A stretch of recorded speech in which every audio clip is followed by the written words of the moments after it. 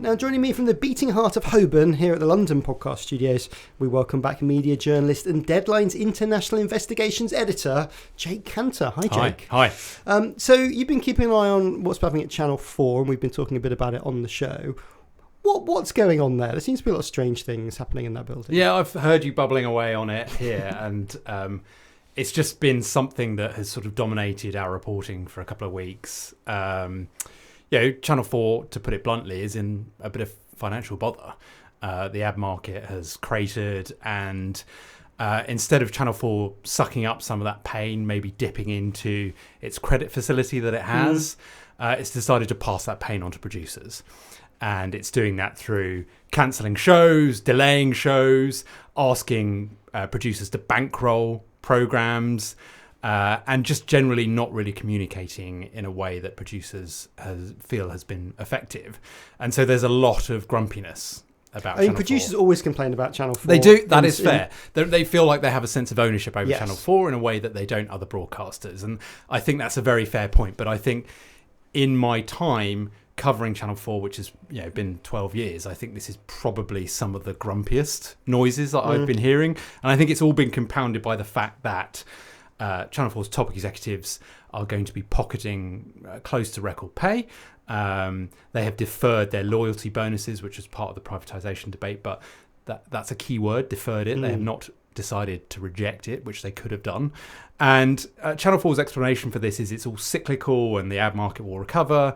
But if you look closely at the figures, Channel 4 is being impacted more than other broadcasters, and its ratings are worse than other broadcasters. Well, didn't Ian Katz say last week, don't worry, it's all going to be fine, it's all going to get back to normal?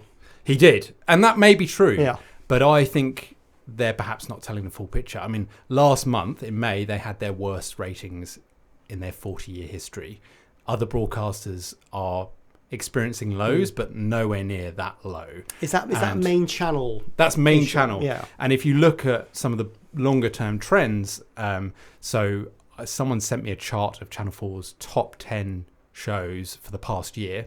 None of them have been originated by the current regime, which I think is really problematic. So the kind of Gogglebox from the past. Yeah, and things Gogglebox, shows like Derry Girls and Bake Off.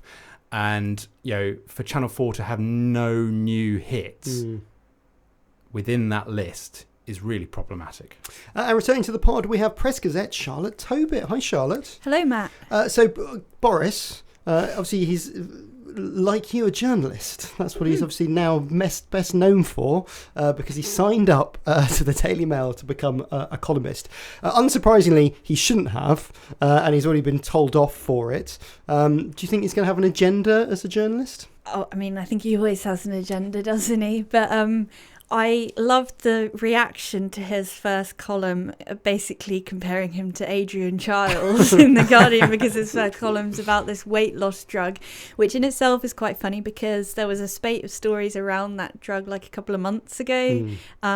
People like David Aranovich, when he was at the Times, did features, like they obviously had a big PR push, and then Boris has kind of come to it a couple of months late, and that was his first major column for the Mail. So it'd be interesting to see what kind of fresh stuff he brings next time. Yeah, reading it did seem like if I'd put into ChatGPT, please write an article in the style of Boris Johnson about Ozempic, this drug, that's what it would generate. Maybe that just means he's a good writer in that he has a brand you understand straight away. I mean, I suppose one of the reasons he's always been kind of successful is he has this tone of voice that certain people really get on with, and he doesn't talk really like intellectually, like a lot of writers would. So I guess that style works, and that's kind of, you can picture like his speaking voice, can't you?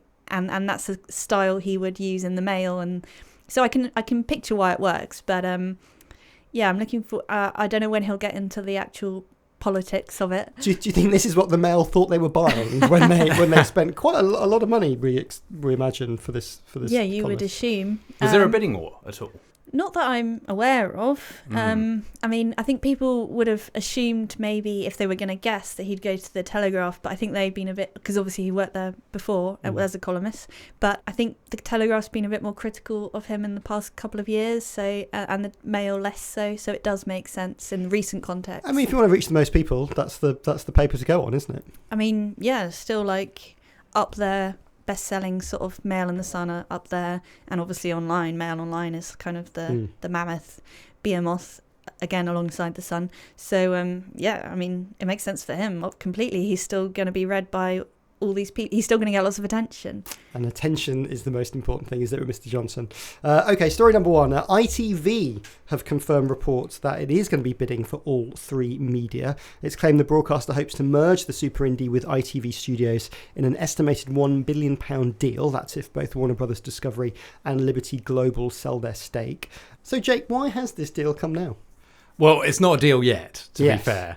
But why is it on the block? Well, there's a few things going on. I think probably one of the major contributing factors is the fact that Warner Brothers Discovery is assessing its portfolio and whether it needs to have its fingers in quite so many pies. And I think All3Media is probably a fairly healthy asset that it could flog for a reasonable price. Liberty Global has always been a bit of an odd owner of All3Media. It is a cable business. It is not a content business. And therefore it makes sense potentially for them to exit. I think All3Media is, a fantastic asset. They produce some of the best shows on British television and internationally as well. The most notable recently being The Traitors, which has been a huge hit for the BBC and for Peacock in the US, and that is made by Studio Lambert. I mean, this would be a really big deal. I don't think ITV would have said anything to its shareholders unless there was real substance to this. Whether it is going to be the only party that is interested, I seriously doubt. I think there will be serious interest from other potential buyers, the likes of Banijay, which acquired Endemol Shine a few years ago for about $2 billion. Fremantle, which is a brand that's associated with the likes of America's Got Talent, Britain's Got Talent, The X Factor. They have extremely stretching revenue goals set by their company RTL. RTL's got relatively deep pockets. They may be looking at all three as well. I wouldn't be surprised if there was interest there. So I don't think there's a clear path to ITV doing this deal without some competition. I'm just looking at it. Liberty Global are an investor in ITV as well, aren't they? Yes. I think they might be one of the biggest investors. They are. They are the single biggest investor, yeah. I mean, that could play to its advantage. ITV, my sources have been briefing that they do not think they're going to have regulatory issues. I think this will definitely pique the interest of the CMA, and that could be a hurdle to ITV doing this deal. I mean, I think the fact that they would have a huge share of the production sector, and the fact that it's a public service broadcaster, that could create complication for them. I mean, they have quite lots of production companies over the last 10 years, haven't they? I mean, they have. I mean, it's a huge business. ITV Studios is a genuinely global production powerhouse. And when you think of ITV, you don't necessarily think about it in those terms. And I think this would only further enhance that. ITV Studios accounts for more than half of ITV's revenue. So are they in the studios business and merely a broadcaster on the side? That is increasingly the case, I think. One of Carolyn McCall's big initiatives at ITV is to try and shore up its streaming service, which was ITV Hub, is now ITVX. That's her big strategy. Adam Crozier, the former chief executive, he was the one who was buying in a big way for ITV Studios, and this would be a sort of return to that. I think the last big deal they did was Talpa, which owns The Voice, and they paid a good chunk of change for Talpa, but All3Media will be more expensive. That was the second production company that John DeMol sold, wasn't it? Yes, after Endemol. Yeah, he's done very well out of big broadcasters coming into this space. He's not short of a few bob. And we might be seeing a similar thing in the newspaper market. Obviously, The Telegraph seemingly is up for sale at the moment, and The Spectator too. Being vertically integrated, a lot of discussion about whether that will go to the Mail Group or whether Rupert will put his hand in his pocket to buy the Spectator. We're going to probably see some more consolidation in newspapers too. Yeah, that is quite a trend in sort of publishing media, definitely. Another person who's been mooted is Paul Marshall, who's sort of the major investor in GB News, which I can completely see, because obviously at GB News it's kind of an ideological thing. It's definitely not a money-making operation. No, I mean, not yet. They've got ambitions. We've all got ambitions. But so that fully wouldn't surprise me if maybe he got the Telegraph, and then Rupert Murdoch might want a side product in the Spectator. But I mean, I don't want to say anything that I'm going to be famous last words on, but I'd be surprised if the Mail group got it, because of the amount of the newspaper market it would end up meaning they got. I'd be surprised if the CMA allowed it, because if you think of how much then would be in the hands of Reach, DMGT, News UK, that's a lot in the hands of just a couple of people. But a lot of kind of smaller level consolidation is going on. We're seeing it a lot with kind of B2B media brands and magazine publishers and things like that. So, I guess all we can say is watch the space on the Telegraph. If Paul Marshall does go in. It makes it a sort of Tory powerhouse, doesn't it? It does. It gives them a lot of control to sort of drag the Tories wherever he wants them to be. Yes. I think one of the things that when you speak to people at GB News, and they're very confident in their position, but if there's anything that they look over enviously at with Talk TV, it's the fact that Talk TV can amplify its messaging and its interviews and all the rest of it across the newspapers in the Sun and the Times, and of course the radio stations that News UK owns. And if they were to try and replicate that model, that would be really fascinating. And in the Telegraph, they'd have an agenda-setting newspaper to do that in as well. Well, the other one that's up for sale at the moment and looking like it's just been bought is Vice. And they might be another trophy for Abu Dhabi's investments. Isn't that right, Jake? Yeah, I mean, look, all the reporting today, this is Thursday, is that Fortress Investment Group is going to buy out of bankruptcy effectively. It's the only bid that's deemed to have qualified. Fortress is owned by Mubadala Capital, which is effectively owned by the Abu Dhabi Sovereign Wealth Fund.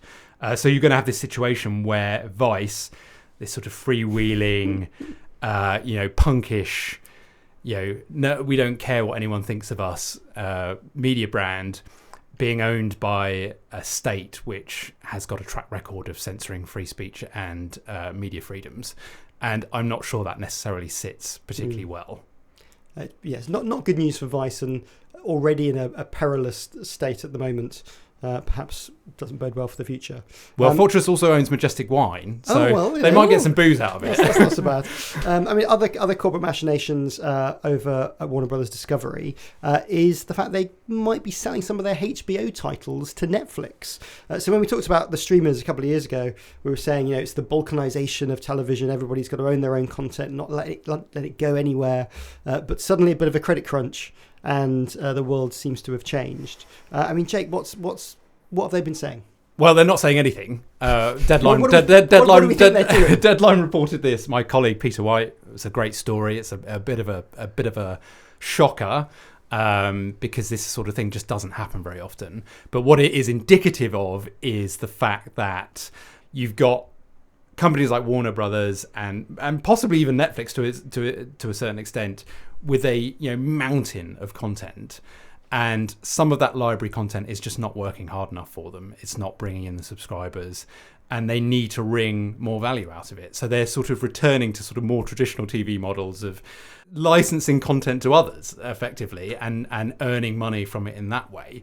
A big trend that we're seeing in TV at the moment is fast channels, which are effectively linear channels that are ad funded, and they are grouped around certain genres of TV or certain shows. So like if you go on ITV, you can watch Hell's Kitchen TV. Hell's Kitchen TV. You can watch a whole schedule full of Gordon Ramsay swearing, and that is just another way that content owners are trying to get as many eyeballs to their shows as possible and wring the most value out of them possible. I mean, also, Charlotte, there's a bit about marketing, isn't there? Because sometimes if your shows are sort of trapped in your own environment, you never reach any new consumers. And I sort of think back to Breaking Bad, where actually its appearance on Netflix reinvigorated its cable ratings in its final few seasons. Yeah, and even sometimes see it with stuff that maybe started on the BBC and then goes to Netflix, and then either more people here notice it, or like maybe in America they notice it, and then it, as you say, it gets a whole new lease of life. I mean, it just makes sense because there's so many. My view on it was just there's so many streamers now, and obviously we know that a lot of them are struggling to grow consumers and grow revenues because there isn't an infinite ceiling, and there's a lot of competition now, and there's a cost of living crisis, etc. So you can't just be sort of sitting there in a little silo with your own little walled garden and say, well, people aren't coming to us. Why? If they're reaching out and trying to get new people, and they might think, oh, that was good HBO content, but I'm watching it on Netflix, I wonder what else. It completely they've got to try something like this, or they won't see any growth. I mean, sometimes, Jake, I think because we know what's been made by who and what channel it's on, we think about this more, whereas consumers don't really know where anything is and where it's come from, and when it disappears off a service and reappears somewhere else, they don't even know about that either, do they? I think that's definitely true. There is one exception to that, okay, though, I think, and that is, funnily enough, Warner Brothers, which obviously owns HBO, and HBO, I think, is synonymous with Sky over here. And I think if you want to watch HBO content, you've got to subscribe to Sky. Well, you have to for the next 2 years. Yes. Well, all the talk is that deal may continue in some form. I'm sure it makes a lot of money for HBO. I mean, 2 years ago, you'd say, well, that deal will clearly come to an end, and they'll want to launch they want to launch Max. Yes. Here, keep that in. here in the UK. But maybe not. Maybe they'll be happy just taking Sky's Comcast money. I think so. I just don't see a situation in which they are able to lure in enough subscribers to equal up the money that they're getting from Sky, and we are seeing some of the deals within the deal. We could get technical here, so if there's one place to get details, it's Sky. here. So House of the Dragon. Okay. Sky has got lifetime access to House of the Dragon. So even if the HBO deal expires in a couple of years, House of the Dragon will still be available on Sky. Those dragons ain't leaving Isleworth. Yes. Interesting, isn't it? I mean, that does. I mean, it complicates it so much if you want to launch, especially a cross-continent plan, and because they've got Max running in the Nordics as well, haven't they? And then you've got Sky and what they do in the UK versus Germany. I mean, there is no rhyme or reason at the moment. It is shake it up and see what happens. Yeah, it's really a market by market basis, and what we saw a couple of years ago, as you said, where you want to roll out your streaming service everywhere possible and build it up. I just don't think that's the environment now. I mean, Sky was looking pretty precarious, I thought, with the rise of all these streaming services. But actually now, maybe it will be okay after all, and that these people do want to do those deals.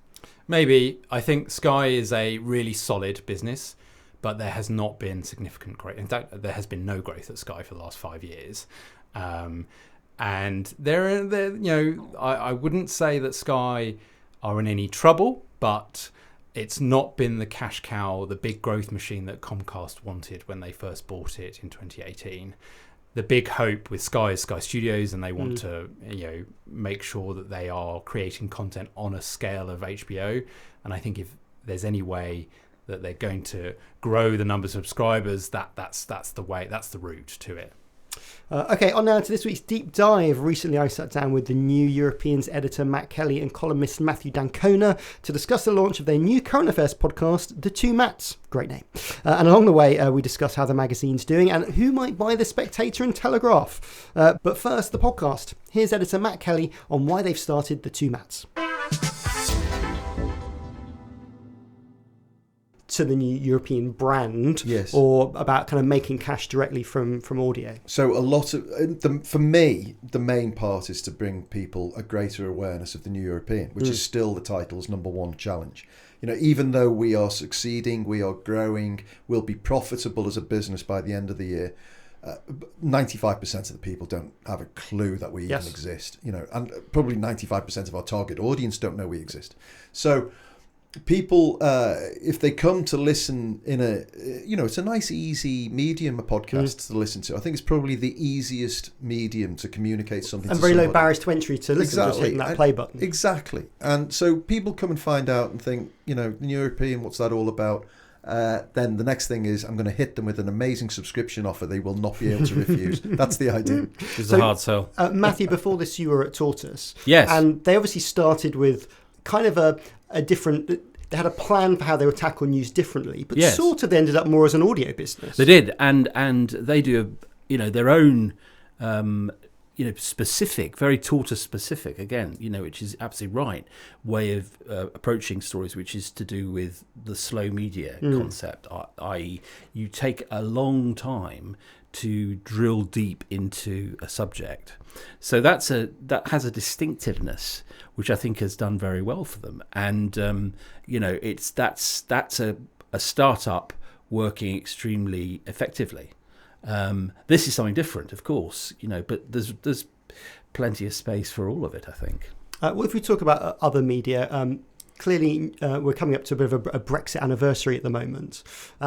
Tell me that genesis story about the New European. What made you want to start up a new newspaper in the UK? Yeah, because it was clearly an act of absolute madness at the time. If you think back to that summer of 2016, there was 2 big newspapers that had millions invested in them. One was called New Day by Trinity Mirror, now Reach, and another one was called, I think it was was it 24 or something like that, the newspaper for the North. Right. And actually, that newspaper for the North idea... It's not a bad idea. Well, here's our contradiction moment. I think it was a terrible idea. Why? Because the Yorkshire Post Because is so I don't good. think there's such a thing as the North. I think okay. that's a construct in the heads of people that if were they going for the Red Wall before there was the Red Wall? Well, I think even the Red Wall, I think if you take someone from Liverpool, take someone from Scunthorpe, and What's tell the them Red Wall, Matt? they're both the North. Is that when we all sing "You'll Never Walk Alone" before Stevie G raises the cup? No. I never go north of Watford. I never introduce football into the conversation because I'll bore on for a long time. But no, so I think what I did think with the difference between the North as an audience and 48% as an audience was it was very clear. Everybody knew if you were a Remainer, you'd voted to stay, you were one of the 48%. So to say, here's the paper for the 48% was a very clear marketing pitch. And I thought, I couldn't think within my lifetime that there'd been such a huge and open goal of a new constituency who were all angry. You knew where they were because you could look at a map of Britain and see where all the Remain vote was. So your distribution was set by all the Remain areas. And also I was working at the time for a company that had distribution and marketing channels, and we could print newspapers. So everything was in place. And it sort of started as a 4-week pop-up, really. Yeah, because I remember the CFO as we were sitting around the table, and everybody. So I was pitching it like Billy-O, and I'd only been there 6 months, so I was still the blue-eyed boy, And I think if I'd have been there 18 months, they had to listen to you. So they were still like, oh, maybe this guy can do something interesting. Maybe He was still in the honeymoon suite. Still in the honeymoon suite, but I could see the CFO was sitting there thinking, over my dead body. Launching new newspapers was not on the list. A new national newspaper. Do me a favour. We're trying to do all these local papers and the magazines. Brilliant company for that. And loads of brilliant journalists. And that game was so hard. You could see this guy thinking, this is just a massive distraction. And some people would say he was right. But the one stroke of genius I had in that meeting was to say, we'll call it pop-up publishing. And we'll only do it for 4 issues. And by the way, if it's succeeding, we'll carry on. But obviously, we've got that exit point, and literally this guy's shoulders relaxed, and he went, "I think this is a good idea." Yeah. So he goes, "Right, it's all your fault, and we'll stop it and move on." But then, to our credit, 9 days later, we had a newspaper.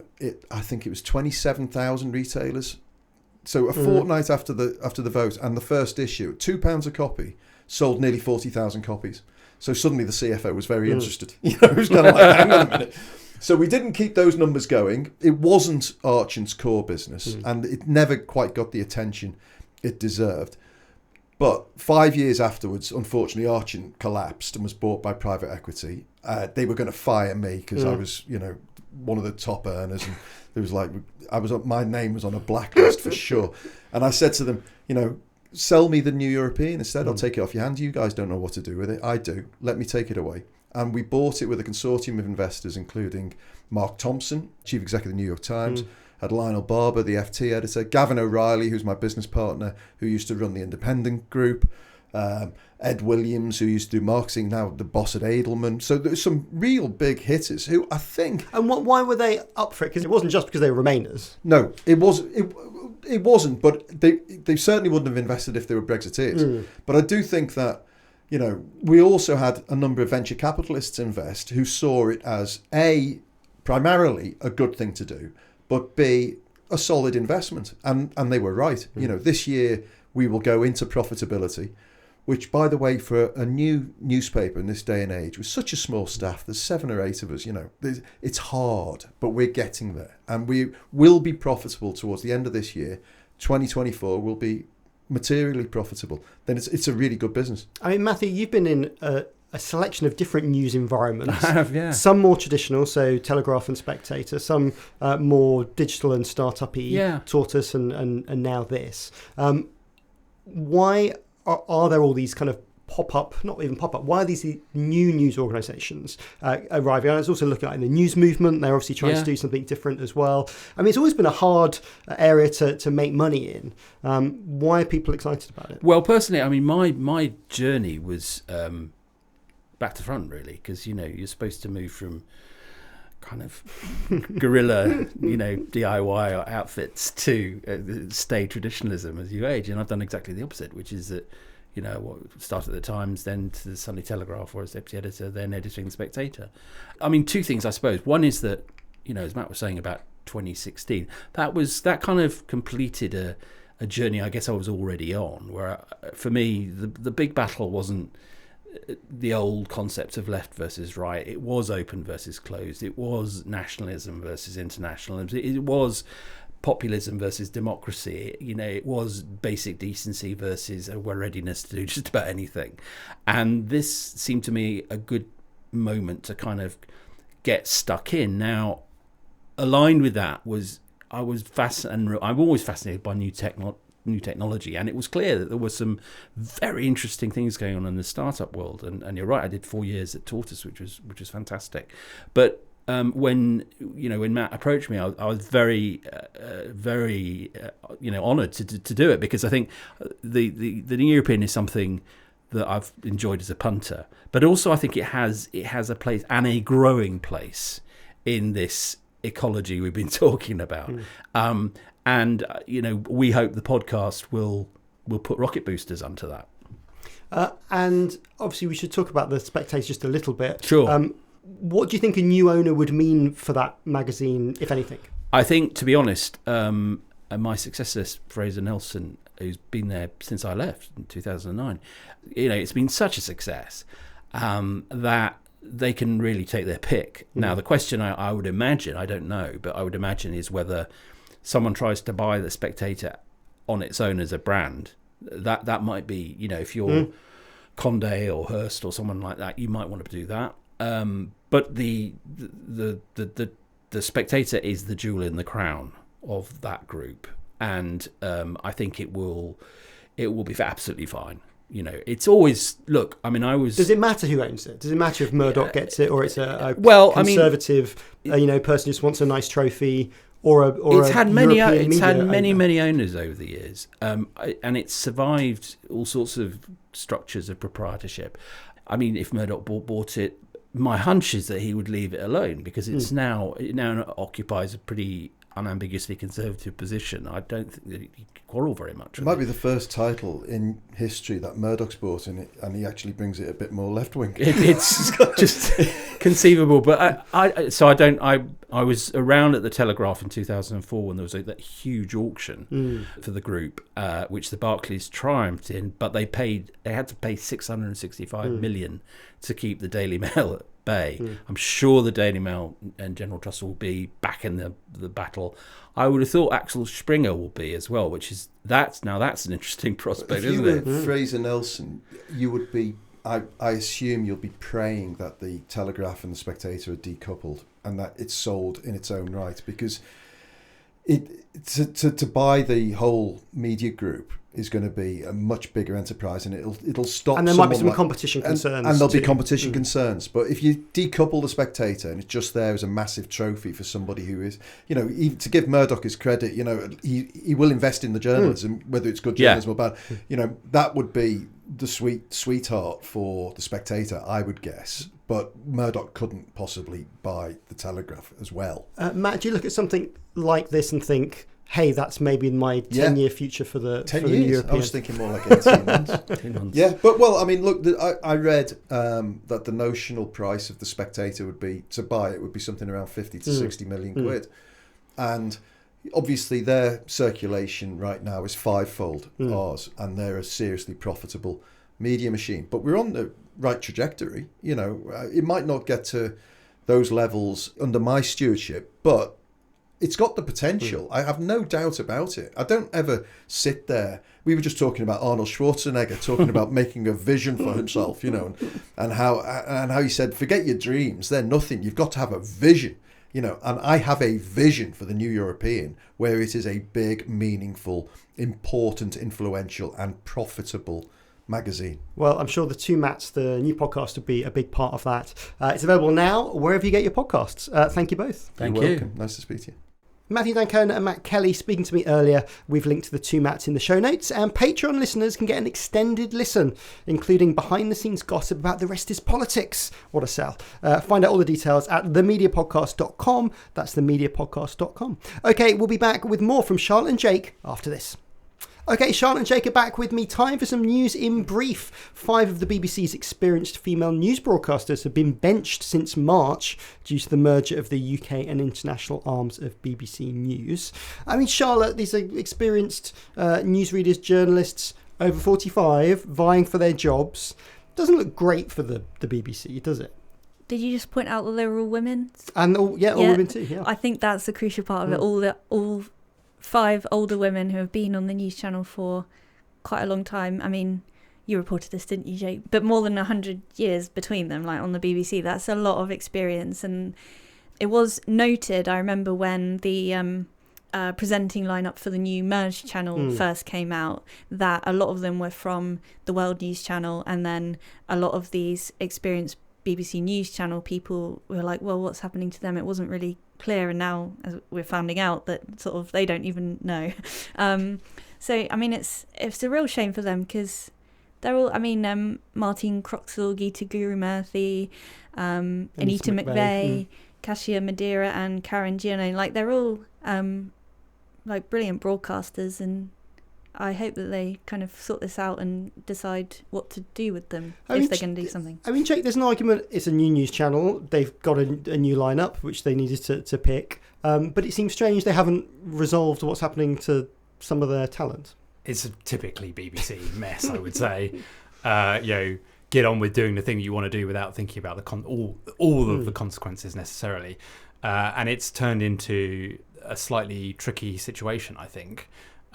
You've got 5 very experienced, very talented broadcasters, as you say, who are on the bench doing nothing and costing the corporation money. Yeah, they're pocketing full salaries, and meanwhile the BBC's spending money on freelancers to plug presenting holes, and they are also spending money on acting up fees. So existing presenters who wouldn't normally get the kind of exposure that they're getting now on the news channel are getting paid more for that privilege, and so they should. So not only have you got this optics with the women being on the bench, but you've got the BBC spending money unnecessarily. And I anticipate, obviously we've done some reporting on this. It was raised as part of a Culture Select Committee hearing last week. What did the BBC say when this is brought up? The BBC is saying that we don't comment on individuals, that we value all of our staff, and we don't want to waste money. All the right things. Yes. It doesn't seem to be connected to reality that much. No, I mean, look, it's all a bit messy, and there are some vacancies which may be that the presenters are, so there's 7 presenter correspondent roles on the news channel, and the suggestion is that some of the 5 women may end up in those roles. So that's some way to a solution. The other way is that they may find work for them elsewhere at the BBC. And if they don't, then there'll be some difficult conversations about redundancies. And some employment lawyers it could get nasty. I think the tone of what I'm hearing is that it could become difficult.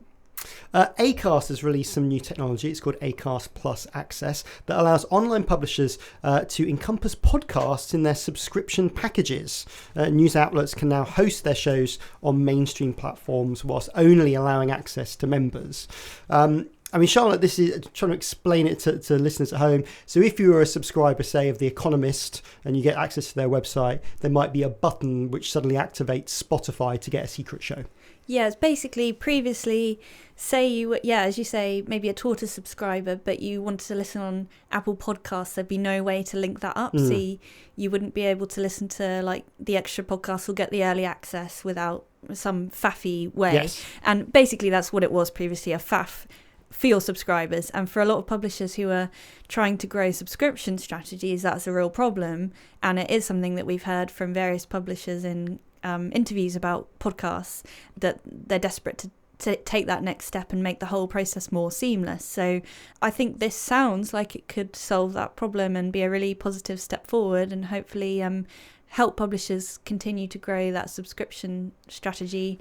And publishers are definitely trying to improve their bundle, aren't they, for what you get, particularly now when people are maybe glancing over those direct debits every month. Yeah, definitely. So the more you can offer, instead of just being a news website, say The Telegraph or The Times, for example, if you've got a really good portfolio of either members-only podcasts or, as I say, either early access or ad-free, then that's another really good way in. I mean, the New York Times has ended up being a really good example of how bundling works in terms of not just news, but yes, audio, but also then games and puzzles. And a lot of other publishers are now looking at that. For example, The Telegraph putting more puzzles into their subscription package as well. The Telegraph subscription bundle has been pretty successful for them. Yes, so previously they released their subscription numbers every month until December, and they haven't since then actually, so we're not as up to date as we were, but yes, it's been going really well, and they seem to be on track to meet a high target of, I think it was later this year. So since they started sort of really focusing on subscriptions over just circulation, it does feel like that's made a big difference. It's kind of given them purpose, I think, and they've talked to us about like the metrics they look at to decide what to do online, and it's not just about clicks, and it seems to be a positive thing. I mean, Jake, for Acast, I mean, they're in an interesting position. They're based in an ad network, so they sell adverts for a lot of podcasts. Some of those are independent podcasts, including this one, but also they do a lot of work with big publishers. So they sell ads in for the Times podcast and for some of News UK's podcasts. They launched a sort of publisher alliance the other day. I mean, they've got to be slightly worried that these publishers could take some of this advertising in-house. Is this just another product to basically keep them in the Acast tent? I mean, look, I'm not particularly familiar with Acast as a business model, I have to say. All of that sounds very sensible. I think, what do you want if you're an operator like Acast? You want people on your platform as much as possible, don't you? So they're doing deals with publishers in this sense, are they? Yeah, I mean, they obviously sell all the ad space for some of those newspapers and magazines, so offering them some more services, probably a good thing. Yes. I was looking at the new Apple Podcasts announcements from Cupertino the other week. They've got something similar as well. So if you're a subscriber to an app or a service, so they give the example like Calm, if you're maybe a subscriber to that, if Calm create a podcast, it will automatically appear in your Apple Podcasts app too. So I mean, everyone linking up these subscriptions seems to be something that everyone's very keen to do. Who owns those journeys becomes quite important. It's the creation of media universes, isn't it? And which one you decide to belong to is, I guess, that's the aim, isn't it? You want to get as many people to your universe as possible. But then is it sort of saying a bit like we're seeing in TV? People are maybe a little more porous than they used to be. They don't mind doing bits of swaps or bits of deals with each other.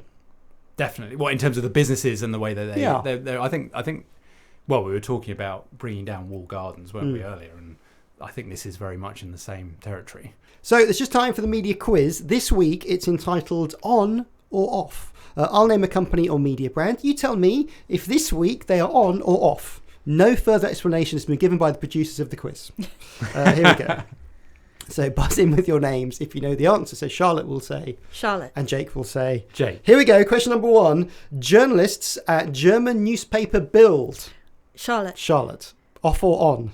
Off. It is off. Do we know why it's off? So like over 100 redundancies, various editorial roles, and there's it's been reported as sort of suggesting that they're going to replace a lot of at least the editor sort of roles, you know, not obviously the top editor, but people in editing roles, with AI. I'm not sure how much. It's like there'll be a few AI journalists rather than it's going to take over the whole paper. Nowadays, like, everyone's so panicked about AI taking journalist jobs, it makes sense that, like, even if they're making lots of redundancies and just doing a little bit with AI, that people would panic and link all of it. Like, so I don't, you know, they're not replacing over 100 jobs with AI, but either way, it's not great, obviously, because regardless of the AI section of the news, over 100 redundancies isn't great and is a worrying sign for like such a major newspaper. And it's sort of a modern way of saying kind of automation and the rise of digital technology is doing some of those jobs. Yeah, and it doesn't necessarily mean generative AI as people panic about, but yeah, as you say, some of the automated tasks that we don't need to faff about with all the time anymore. Okay, question number 2. On or off Gold Radio? Jake. This is off, I think. It is off? Yes. What have they been turning off? Are they turning off AM? They are. So they're turning off some AM. Right. This is Global's Gold Radio. Yeah. They're turning off AM transmitters in Peterborough, Cambridge, Derby, Nottingham and Northampton, taking those versions of that station being digital only. But they're leaving London and Manchester still broadcasting on AM as well. It kind of makes sense, doesn't it? There's not that many people listening to music radio. Well, you tell me, Matt. How many are listening to AM in London? There aren't that many people listening to music radio on AM anymore. Also, one of the things is that AM transmitters take up quite a lot of space, and a lot of developers are basically buying the space to build houses and do things. So whether they want to turn these things off or not, quite often landlords are saying, we want you gone because we're going to put some houses in what was previously like Greenbelt site, and now we're going to sort of bulldoze. Right? But it saves a lot of money. AM is expensive because of electricity. It requires quite a lot of electricity, and electricity is still quite an expensive thing to do. And if you've got no listeners, not a bad choice. Right, question number 3. So 1 apiece so far. So this for the win. Off or on Reddit? Charlotte. Jake. Oh, quick from Charlotte there. Yes, I am a Reddit user, so I'm quite into this story. But there's basically a major row over the access to third-party APIs, and this would affect, third-party apps, which a lot of people like to use Reddit for. And therefore, some of the major subreddits went dark and private. And even what I found fascinating was a lot of people now Google like questions with Reddit at the end because they know that people provide useful answers on Reddit. But if you've been doing that over the past couple of weeks, and me and my husband have both done this separately, you find something in Google that you think, oh, that gives me the answer, and then you click through and the subreddit's private at the moment, so you can't get the answer you want. So off or on? Oh, sorry. Got too excited. Off, yes. but what is on is pictures of John Oliver on. Yes. So this is on some of the subreddits, so like the GIF subreddits. GIFs and pictures are two big ones, I think. Yeah, they've said they're back, but they're only allowing pictures of John Oliver. And he's into it, and it's very good fun. So I think they partly picked him because of him being supportive of the WGA protests. And obviously he's over the moon, and he's been tweeting in support of this. I mean, it's quite interesting with Reddit. Are you a Reddit user, Jake? I'm not, and I don't really understand Reddit, and I'm ashamed to say that because I can imagine it's quite a good journalism tool. Well, it's probably quite a good question for people listening at home and probably in the same place. It's a bit like a big discussion forum with just lots of different topics that you can join in on. But I mean, I'm a Reddit user as well, and I was reading some of the mods. So basically volunteers, a bit like Wikipedia, volunteers run certain of these subreddits, of these sections. And they're obviously very grumpy about some of the changes Reddit have made, particularly over blocking some apps and just being a bit more closed. And these are things which they use themselves. And they think it's sort of against the community. And these mods are volunteers that do a lot of work for them. But some of the mods were saying maybe we'll move to Discord or go elsewhere. And I sort of thought, well, you can, but part of the reason these things are so successful, Reddit's so successful, is it, as you said, Charlotte, it appears in search, it brings in new people. People don't sort of subscribe to the UK mortgage subreddit, and they won't want to join a Discord about it, but they want to click through from Google to there. It's interesting that it's coming at the same time as the changes to Twitter and people wondering about leaving Twitter, and also Elon Musk blocking API access, because some people were also going to like Discord from that, and so it does make it kind of feels like if that happens, it's going to be a move of social media into more private spaces, as you say, and I think that's a real shame at the moment. The fact that it's all open and you can dip into different subreddits, you don't have to commit and actively be a part of the community or have all these that you're permanently on. So I think it would be a real shame, yeah. And I think also the sad thing for some of these mods who have built these great these sort of great subreddits, they can easily just be replaced with some other people, and that's fundamentally Reddit controls the keys to their website, and they can do that if they need to be. So well done, Charlotte. You win. You get to create a subreddit for the Media Podcast and be the mod and allow all photos, not just ones of John Oliver.